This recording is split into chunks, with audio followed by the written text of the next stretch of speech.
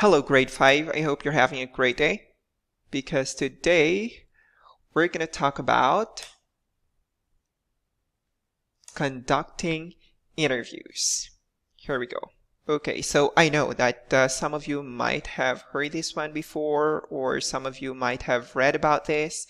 Some might have experienced this already, but this time we will just go through some details about interviews and some guidelines as well that will really help us understand this further and apply this in our life, especially when we are conducting interviews. Okay, but before we get to the guidelines, let's try to take a look at what is an interview first. So have you ever asked this question before?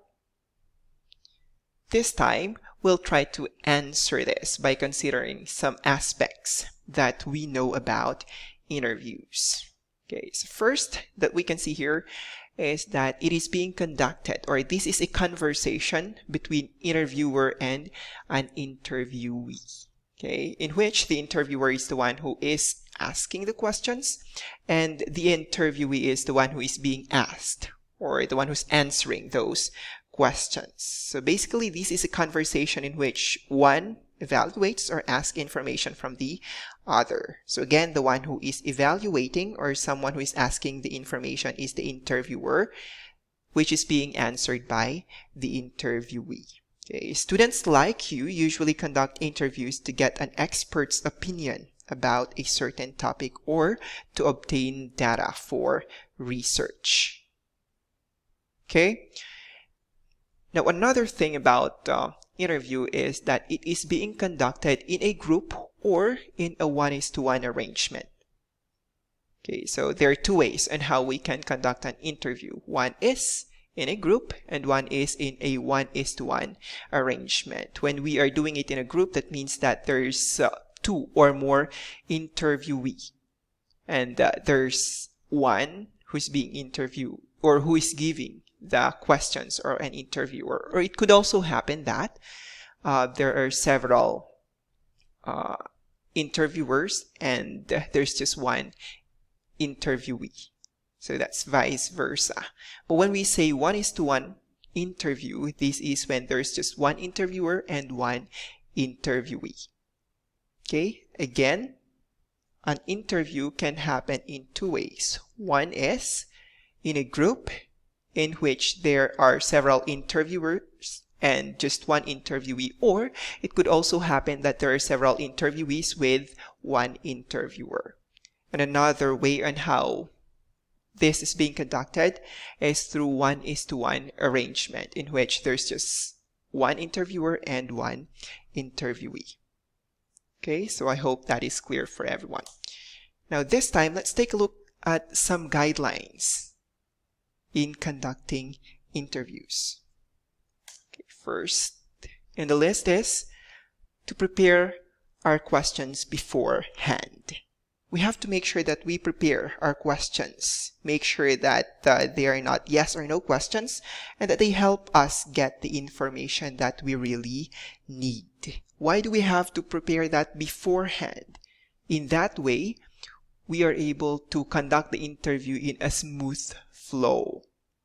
Okay, so that we won't have to pause and then try to think of our question. Okay, so again, prepare our questions beforehand.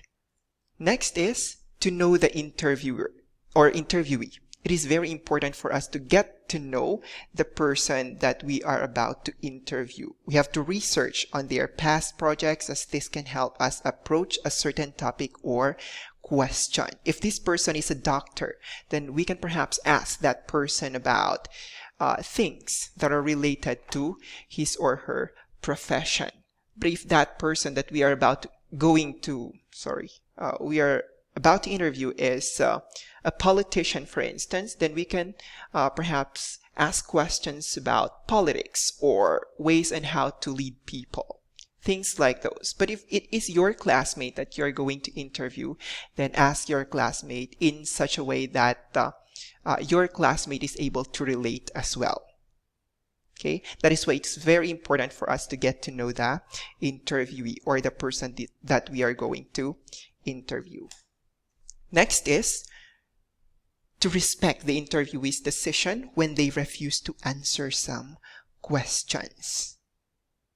That's very important. We have to respect their decision, because it could happen that we are asking questions that are too personal for them to answer. Okay, so always respect each other. Okay, next is to dress appropriately also for the interview. The appropriate attire depends on the interviewee. Is that person that we are going to interview a government official or a fellow student? So we have to dress up appropriately. If a person is someone who is holding an office, then we can perhaps use a bit more formal attire. But if you are going to interview a classmate, then you can wear your an appropriate attire also that will not distract the interviewee. Okay. Next is greetings.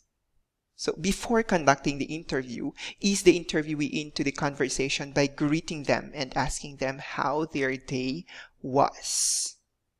Okay, we have to make sure that the interviewee is okay before we conduct the interview, because their mood or their feeling at the moment can also affect their answers to our questions. So you have to make sure that they are really okay before we continue with the interview.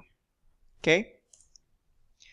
Next is to make sure that we also thank them and shake their hands after the interview. That's very important. We have to make sure that we close the interview appropriately as well.